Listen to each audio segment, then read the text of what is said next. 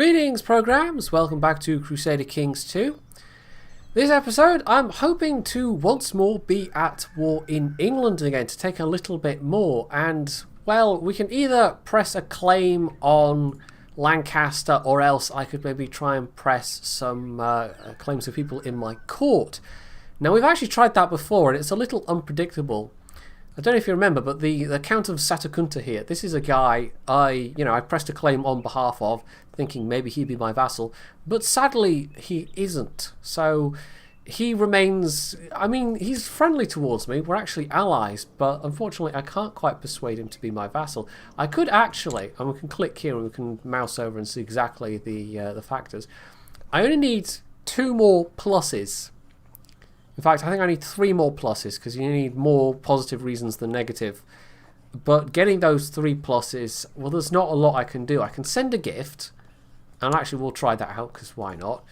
But that still doesn't really, it doesn't help me at all, as it's turned out. So, yeah, we've got not only foreign culture, because I'm Welsh and he's fake Scottish, but we've also got that I'm not his de jure liege, and also there's always a certain amount of reluctance to be vassalised by somebody. So if I can get a fake Scottish king, if the successor to Edinfed can be fake Scottish, and at the moment it's, the Duke of Munster who is fake Scottish, then maybe we can persuade him diplomatically, peacefully, to come into the fold, and that'll be nice. That'll be a little bit more of Finland.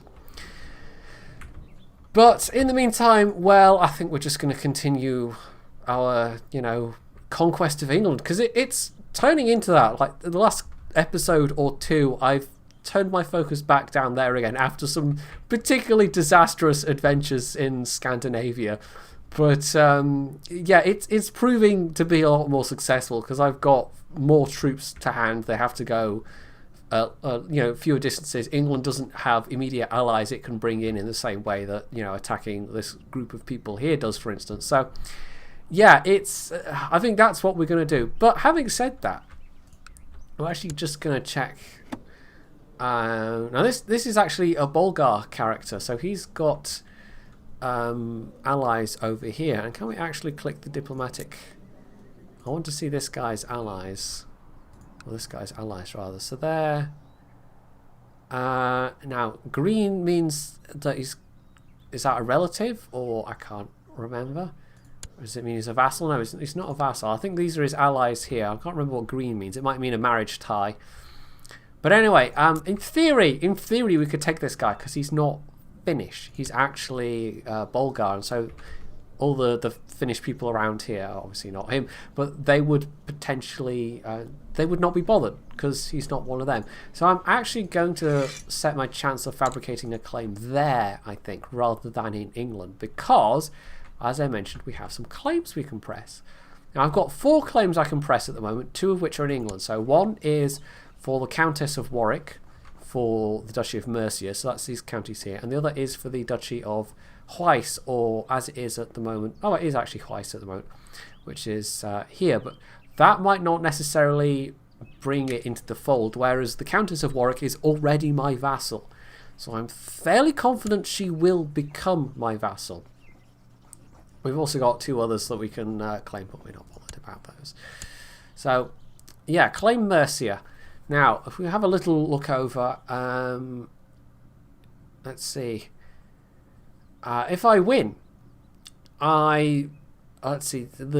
I think it comes into, yeah. If King Edinfed of the same dynasty, or if King Edinfed is de jure liege, she will become a vassal of me. So because she's of the same dynasty, okay, she will be my vassal. Right, so this is the war we're going to press. First, of course, I'm going to check troop numbers. We might actually want to wait like 6 months or whatever, so I've got more cash and I've got more troops to hand. Although that does bring the possibility that this particular civil war might finish, and he's got actually 2 civil wars. King Senwulf of Bamborough, and I think there is Caption Guy claimant. I'm not sure about the other one. So the Cornish claim is literally just Cornwall and the Earl of Leicester, and then the Kentish war is much more serious. This is the Duke of Kent, the Duchess of Bourbon, Prince Bjorthwine of England. So that's, I don't even know, that's going to be a relative of that king, maybe. Count of Norfolk and the Duke of Wessex.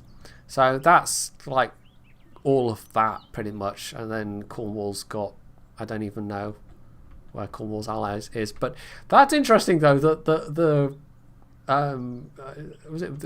Duchess of Bourbon, apparently there's a French duchess that's somehow involved in this civil war against the English. I don't know. Don't ask me. Anyway, we'll unpause. I think actually I should pause it if I'm going to look around the map. We'll just have a quick look. I mean, I do this at the start of most episodes, and there's a whole bunch of still Civil War stuff going on in France. Castile looks like Castile's been dragged into a bunch of wars, or maybe has initiated some wars. So this whole area here is all just wars at the moment. Portugal seems to be involved in some of those as well. They've been dragged in. Byzantium is looking very healthy in this playthrough. Like, sometimes Byzantium just collapses completely out of the blue. I've probably said this in previous games, but no, Byzantium's just, sitting there being Byzantium. So there's every chance they'll last past the date of when they're supposed to collapse at this rate. The East is all a bit mixed, but we have the Golden Horde over here, so I don't know, we might get... We had a couple of Horde messages in the last video, I think. Did we have two? Or was it like one in the video, the last video, and then one in the video before that, or something like that? I can't remember. But we might have Mongol hordes kind of rampaging all across this area, which doesn't really concern me that much. But, we'll keep an eye on it anyway. Anyway, we'll jump ahead. Probably not by that much, because I'm just going to fast forward through the next couple of months. And unless there are any kind of crises or whatever that come up, we'll come back when the troop numbers are at a more acceptable level for taking on England, basically. Oh, having said that, a message has just popped up. The Teutonic Order, in an effort to defend Cumania against pagan attacks, Khan Kozel has granted the Teutonic Order the county of Chud. This province has never been fully settled, and many of the population are still heathens. This noble gesture should help the endangered frontier of Cumania, as well as further the holy war against pagans. So actually, that looks like the... Where is that? Can we find that? Has that actually popped up as a... Maybe. Right, the county of Chud, which is... Oh, there we go. The Teutonic Order has... popped up over here, and they've actually also got the county of wherever this is, Karelia. So that's interesting. They're German Catholics, and they've got a bit of what is kind of the Finnish culture area, and then they've got a bit over here which is Russian Orthodox. So we'll see how long they last. Anyway, yes, I shall see you all in just a moment. So here we are at the start of 1229, and I think it's time. We're not quite fully reinforced, but we're basically there. Although you look at my manpower versus my vassal's manpower, if I ever had any serious number of vassals revolting against me, I'd be in trouble. I think one of the reasons England's been having such issues with just constant civil wars is because, well, I can actually see, because I have lands in England, they have Gavelkind still, and as you know, if you've played this game, if you're starting off with Gavelkind succession laws, it makes it very, very difficult to keep a stable realm, because you end up with lots of potential claimants on a throne, because your titles can get split up between your, eligible heirs, basically. And things get messy very quickly, and you can end up with a lot of civil wars that way, and that's exactly what's been happening with England. Anyway, he's actually now got another civil war going. This time the Duke of Weiss is basically revolting, so that was actually one of the potential claims, and that would be separately, I think, against the Duke of Weiss. I could... no, I can't press a claim. I don't know if that person's just not in my court anymore. Maybe. I can, however, still press the claim for Mercia, so that's exactly what we're doing. Oh, apparently I can also press a claim for... Oh, the Count of Satakunta died, by the way. And it's been replaced by his 5-year-old son. Again, fake Scottish, so it's just once Idinfed is, you know... Once he's in the ground, which... yeah, I don't know. I don't know how much longer he deserves to be alive for the horrible acts he committed in that last episode. Oh, it's so lucky that nobody found out about it, because otherwise you end up with that Kinslayer trait, and that's a very bad trait to have. A very, very bad trait indeed. Anyway, let's get this war started. Let's declare. Let's press this claim for the Duchy of Mercia.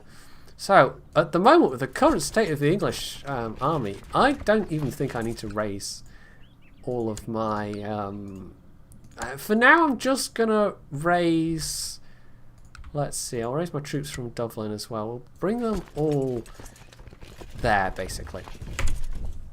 We'll group them all up together. In fact, I'll group those two up together now.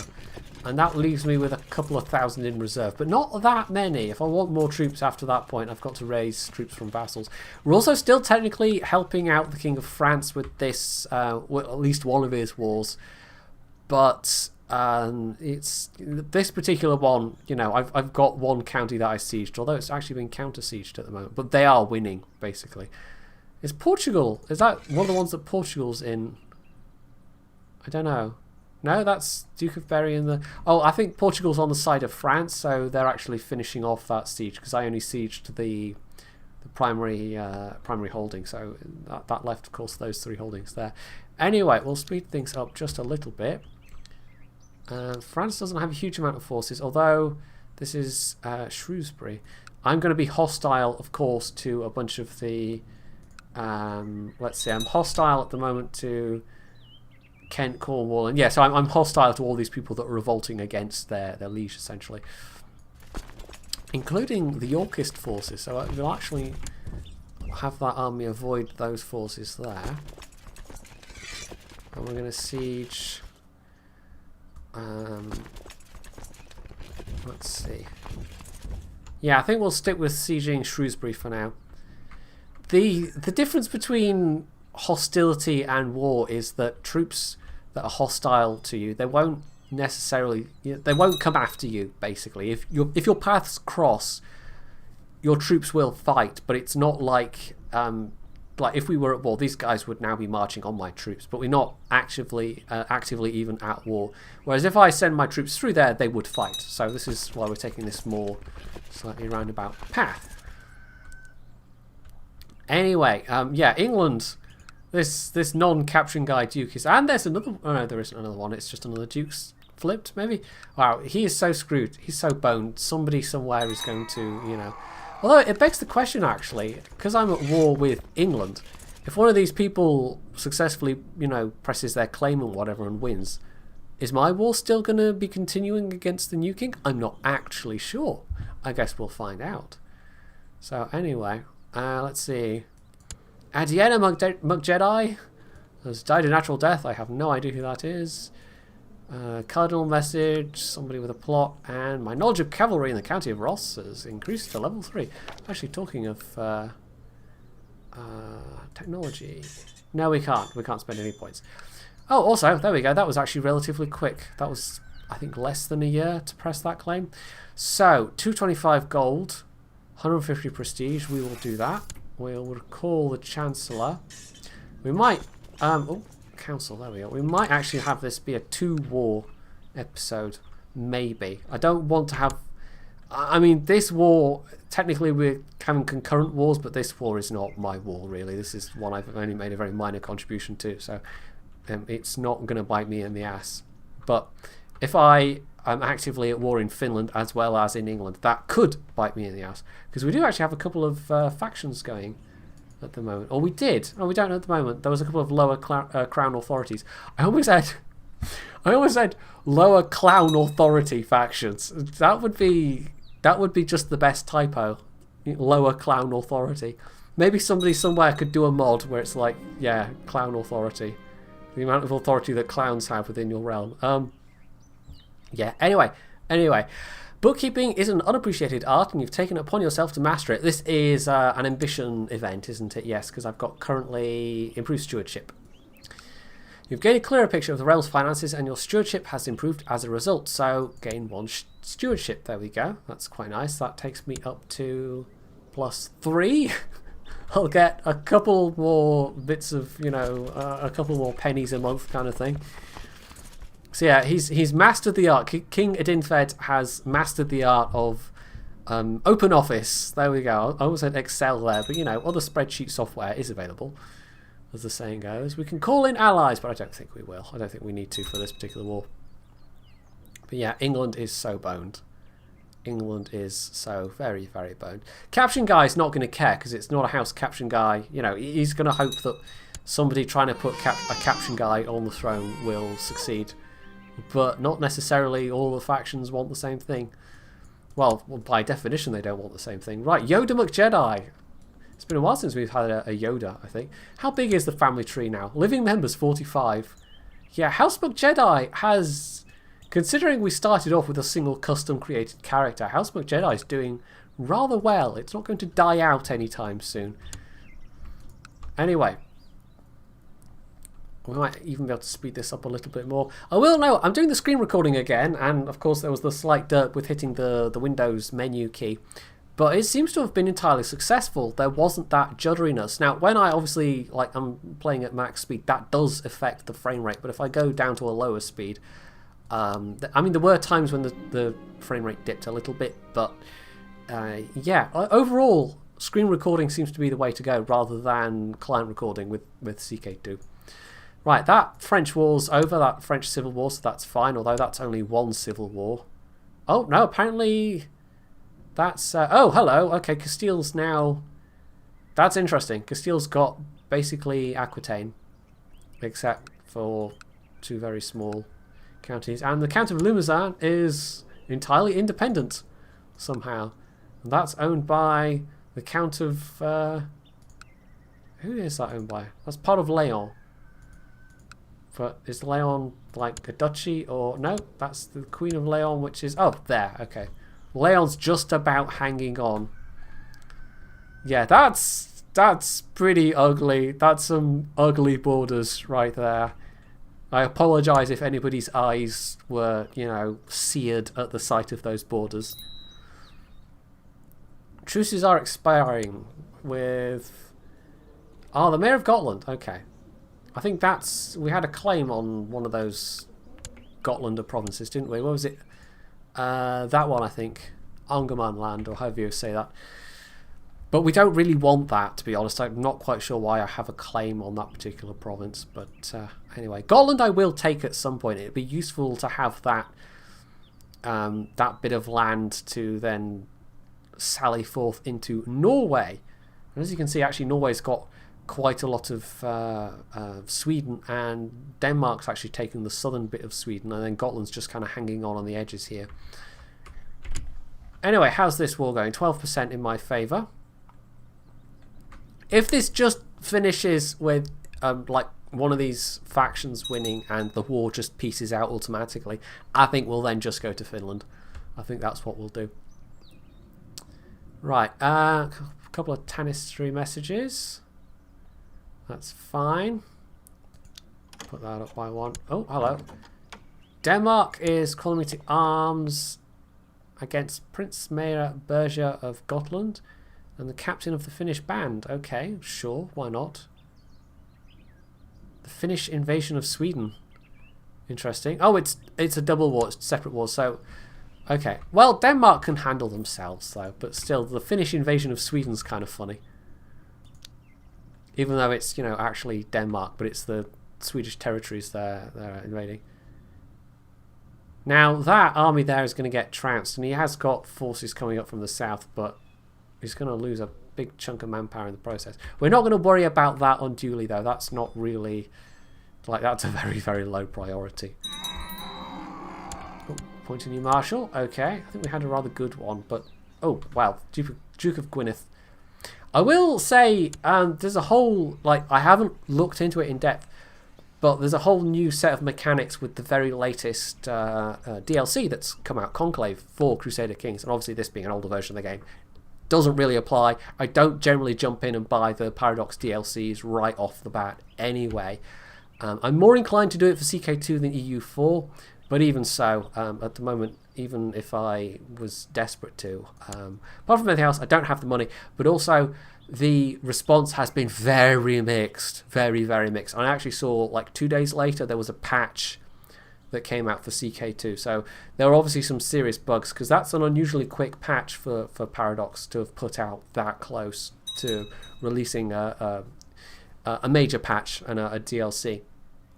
So yeah, I've heard it's got serious kind of balance issues and bug issues, so I'm gonna, avoid that. And hell, even if you don't want to play with the mechanics that the patch put in, if you've got this game on Steam, you can basically just go into the properties and then click on the betas thing, and you can choose old versions to play of as CK2.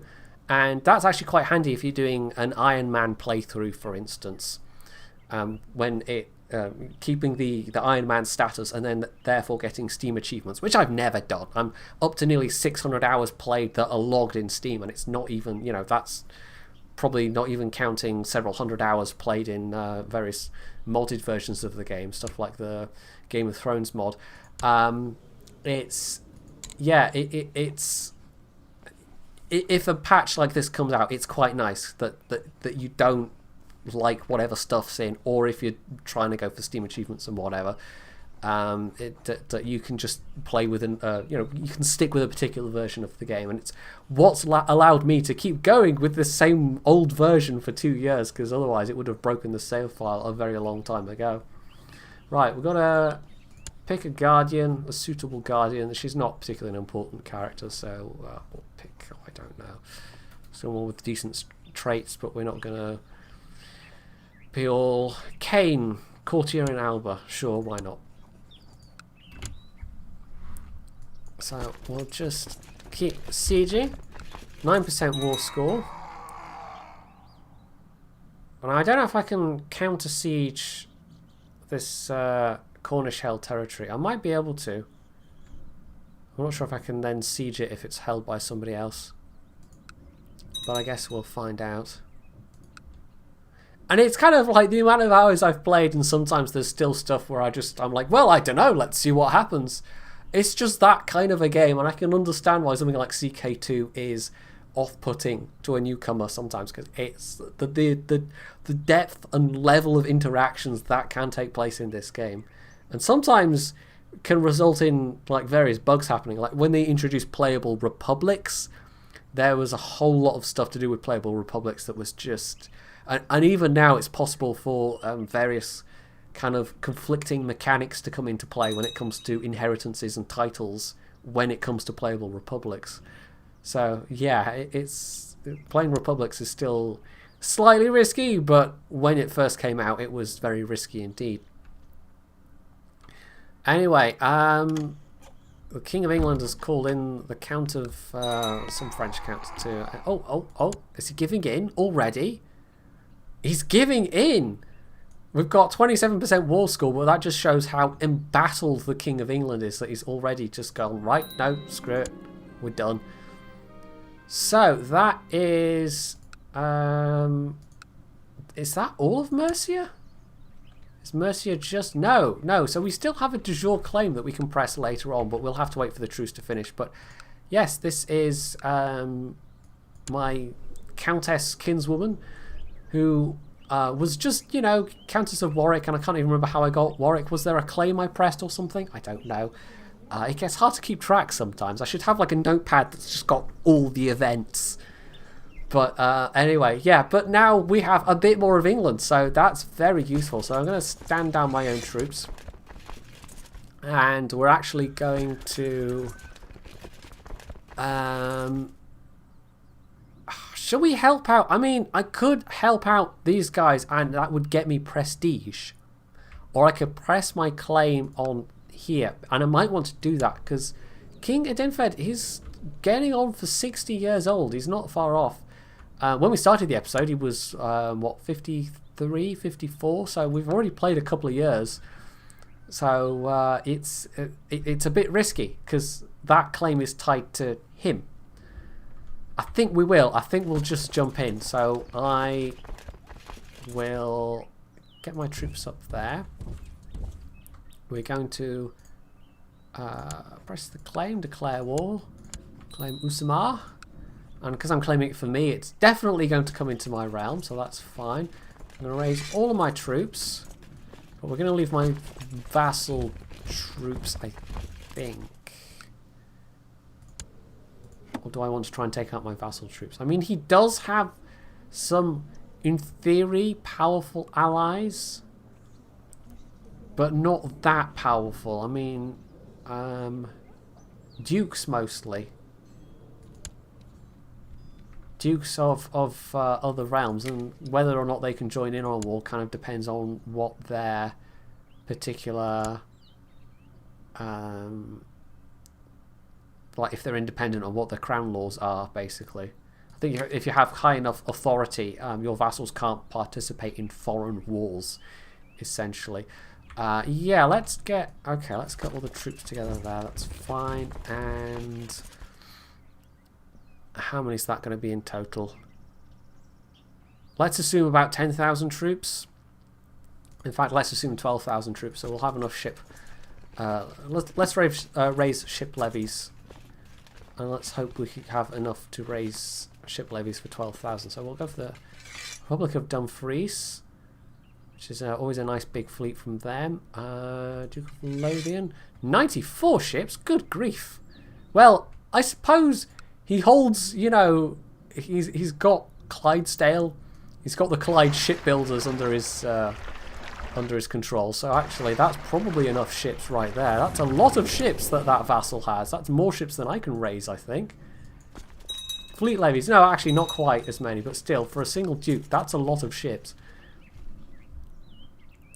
Right, so he's called in an ally.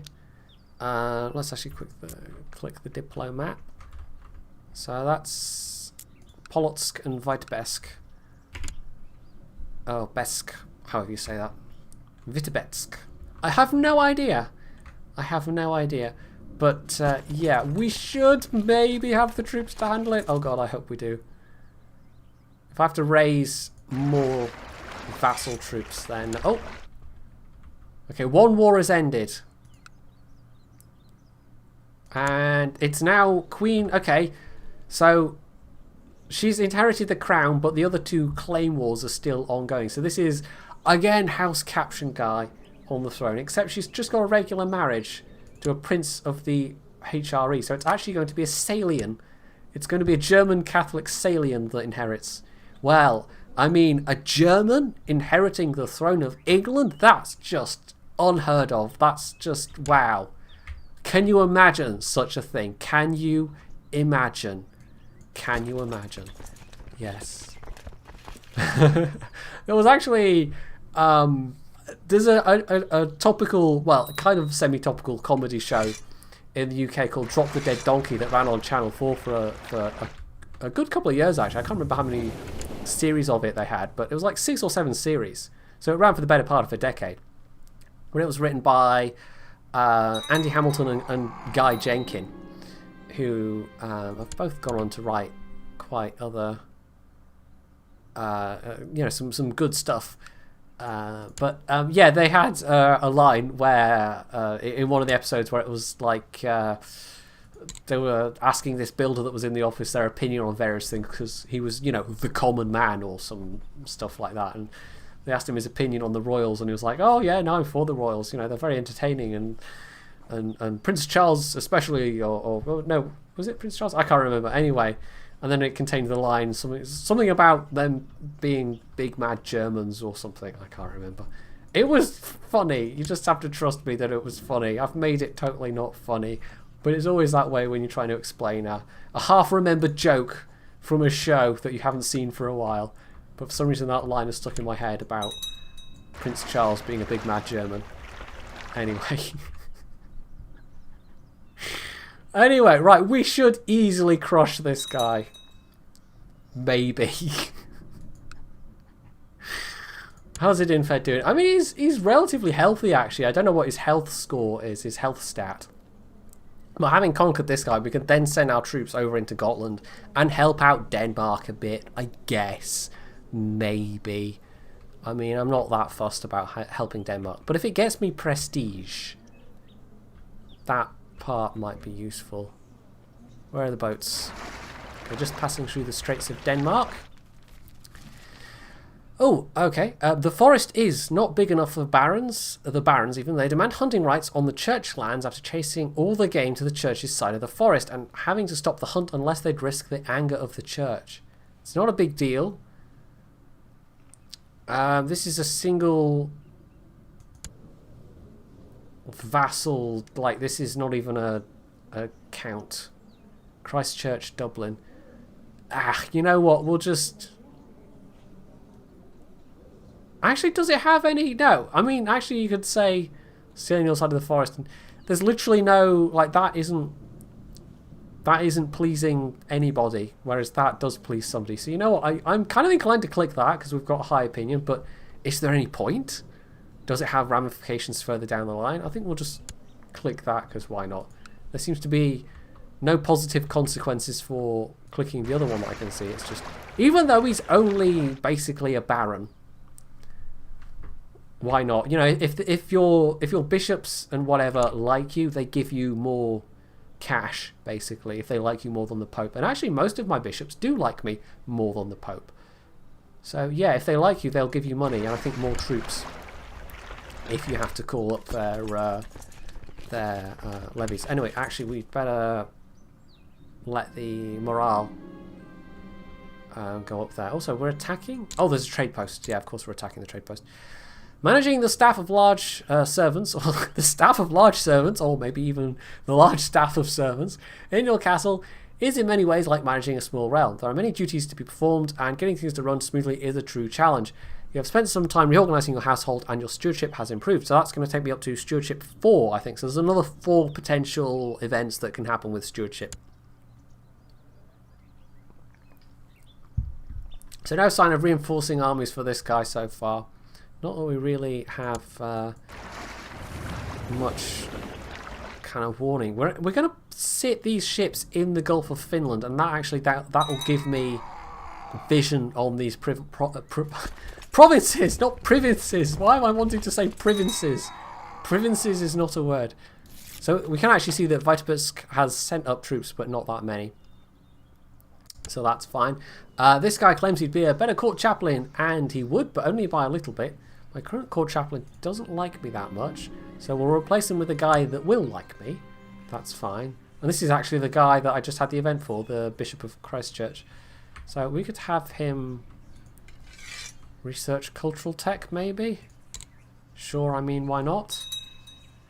My steward giving me more taxes, actually. There's things I could be doing with these people. Train troops, there we go. Well, I mean, I probably did have the marshal there already, but of course we then had to replace the marshal. So that's why. Finnish invasion of... Okay, so he's beaten off the Finnish band, basically, the mercenaries that were trying to invade. So that just leaves him with that war. And I've not had to do anything, which is nice. So we'll just power through this particular invasion, this conquest, because it shouldn't take too long. And then we'll actually have a little bit more land. Callista McJedi is now of legal age, so let's get her married off. Are there any dukes available? No. A couple of barons. Any nice princes of foreign anything? Not really. We'll just get a matrilineal marriage going then. More McJedis! We need McJedis everywhere. McJedis as far as the eye can see. I want the history books to go, well, first there was the Carlings, and then there was the McJedis that just ruled all of Europe. Yes. She'd get minus 300 prestige, but you know what? We don't care. He had decent stats. We don't care that he'd get that she'd get minus horrible prestige, because it's unlikely she's ever going to inherit the throne. She's a completely minor character. it looks like. Right. No real messages to worry about there. Oh! The kidnappers overpowered me and made sure I could not call for help by stuffing a filthy rag into my mouth. How rude. Luckily, they did not get far. Duke Domhnall and the guards managed to free and capture me, so that's fine. I wonder if there's a follow-up event for that. Well, that's interesting. I bet capturing guys behind it. Probably.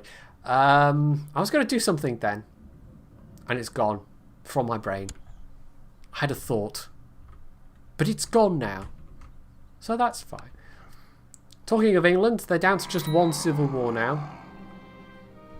Oh, and we just lost our Chancellor, which is a pity. He was really very capable, but at least he had made that that claim for us.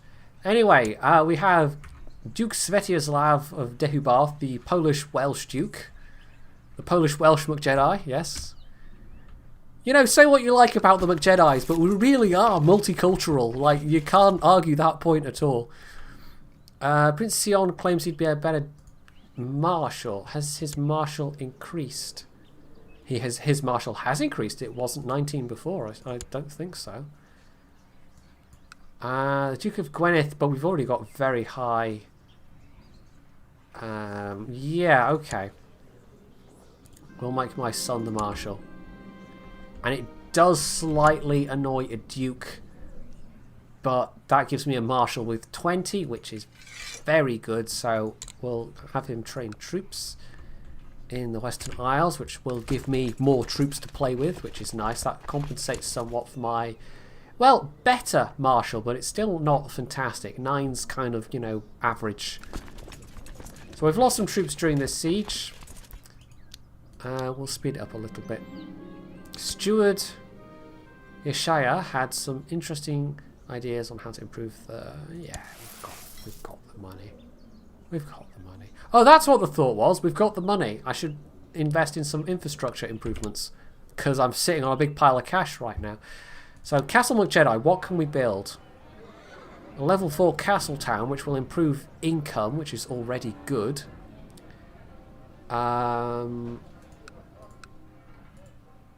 We've got Dagobah. Oh, we'll hold on to Dagobah, I suppose. Why not? I inherited that last time, didn't I? But I decided I was going to hold on to it. Training grounds? What's Moray got? Training grounds in Ross, perhaps? Retinue size plus 20. Morale of armies. That means the troops raised from Moray will be more effective, I think. Or I can improve Dagobah. How about Dublin? What can we build in Dublin? Better training grounds, more barracks. I think we'll go for barracks in Dublin and then maybe training grounds later on. So there we go. That's a fairly major thing. Queen of England wants to have limited crown authority. Ignore. That's fine. So yeah, she's got some okay stats. Her martial score's pretty good. So oh well, she's actually pieced out with the Countess, the Duchess of East Anglia is actually now independent somehow. So she's fought her way to a standstill. So maybe there's an opportunity there. She's an Occitan Duchess. How has she managed to? I don't know. Her heir is the Count of Poitiers, which is part of Castile. I mean, I could try and stake a claim on that, but that actually might end up as being part of Castile, and I don't know if I want to take on Castile. Like staking a claim with Duke of Dinfed being 58, and I've spent a bunch of cash, so I don't know. It's a little bit risky. Like the Chancellor might do it just as the I mean, she's only 43, so she's not liable to immediately keel over, but still. My son wants a fief of his own to govern. I could give him the barony of Dagobah. I could, but it's quite nice to have that extra barony in one of my provinces because that's, you know, more troops. But I'll just say he's not ready. Right, oh. He wants to... Oh, okay. He wants to run off and inherit... Brain! Stop doing this, Brain! He wants to run off and join the Knights Templar, and that means he won't be able to inherit anything. Plus 100 piety. But I need a new marshal. Go on, sure, why not? It's what he wanted. And we actually do have as good a person to appoint as the marshal. So somebody, one of the McGilpatricks. So we're just powering ahead at... oh, hello. Duke of Dehubarth. What happened to... let me just check Crown Wars. Let's just check... Mace Windu's still the Tannist elsewhere, but for some reason Alba... he's been overtaken by... we might have the crowns splitting again. But this time it's not due to civil wars, it'll just be the nature of Tannistry, and it's tough actually trying to get people to vote for a particular person. There's not really a lot you can do to like persuade people. So I don't know what I can do there to particularly... how close am I to being able to create Britannia? Like if I click on England and then de jure and then there we go, Britannia. What do I need? I have 64% control of provinces when I need 80. So I'd need to conquer a lot more of England, basically. I need at least, like, I'd probably need, like, this many provinces, he says, vaguely circling his mouse cursor on the screen. That, okay. Now the question is, that's, that would be... I guess... Can we try and... He's not even in contention for Wales, and for Scotland too. He's got some votes, but not... We really want... Oh, this is tricky, because we'd be losing big chunks of the kingdom. Ha... I don't know. There's not much we can do directly to influence the outcomes of Tannistry votes that I know. I have prisoner apparently. I mean, what? I could be completely gamey and click ransom prisoner, and although I don't think the game would actually let me do that, but we'll go.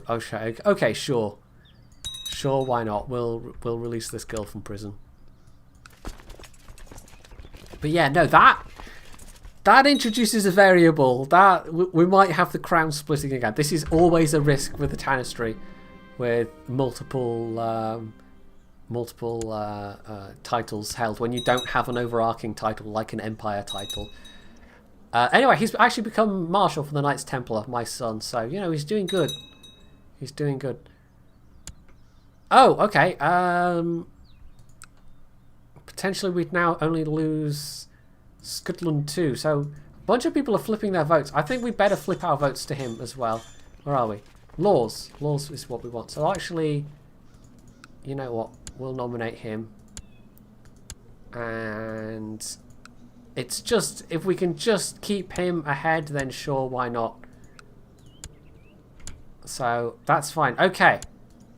At least for the time being, it's going to be Tanis Svetislav, who is actually... He is fully Welsh culture, even though he's got a Polish name. So his father was Polish, his mother was fake Scottish, and he's ended up as being Welsh. Probably due to being tutored by a Welsh character. Anyway, we've won this fight, so stake our claim. That's fine. We'll march these troops in on Gotland. I would quite like to give this province to this bishop, and I might be able to, but I might not. Can I do it? Yes. So what I could do is I could revoke now. Oh, because he's Catholic. Even though he's a foreigner, he's Catholic.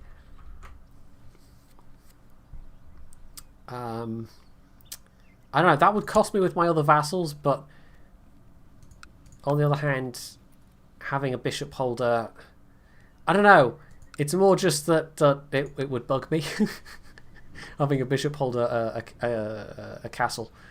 Although if the bishop's rich enough, he could build himself another church, and they will try and do that if they have enough cash, but he does not. These are not rich provinces at all. So we'll try and revoke. I mean, it's only a bishopric title, but -20 is a big hit. But he can't, even though it says there's a 5% chance he can revolt, he can't revolt. Basically, that's just not going to happen because he's only a bishop, only a barony level bishop. Right. So we've taken that away. We're going to give this title to the Count of Suomi, or the Bishop of Suomi, so that's fine. And ultimately, I'd actually quite like the entire Finnish duchy to be like an archbishopric, basically. So there we go. Limited crown authorities pass in England. That doesn't really concern me. We'll try and finish this fight with the Gotlanders. In fact, the Gotlanders fight has just finished, so that's fine. So I guess we'll wrap up the episode here then. Hold a grand tournament. We might do that at the next start of the next episode. So yeah, we have actually had, we've taken a pretty nice bit of, we've gotten ourselves an extra duchy in England, like an entire extra duchy, and it stayed within Scotland. And we've actually managed to link up Warwick territorially with Wales, so that's fine. So my next step probably, we've got a truce with England until, where does it pop up? It should pop up, like if I click there. Oh no, I don't have a truce with England because it's a different queen. It's a different monarch. So next episode, I might well go to war with England again. We might want to stake a claim ourselves, or we might be able to press somebody else's claim. At the very least, I've got a de jure claim on Shrewsbury, which is a very, that's a safe one to press, basically.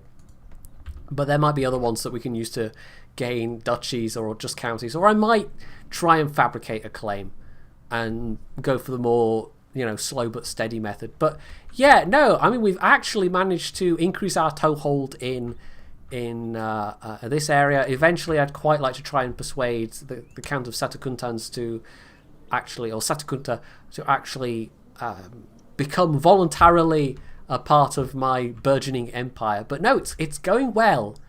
It's going well. I feel like we're starting to accelerate our progress a little bit after a long time of a little bit here and a little bit there. So hopefully you've enjoyed this episode, and if you have, you can do the usual thing of leaving any suggestions or comments below. You can hit the like button, you can sub if you aren't already, and as always, stay tuned for more.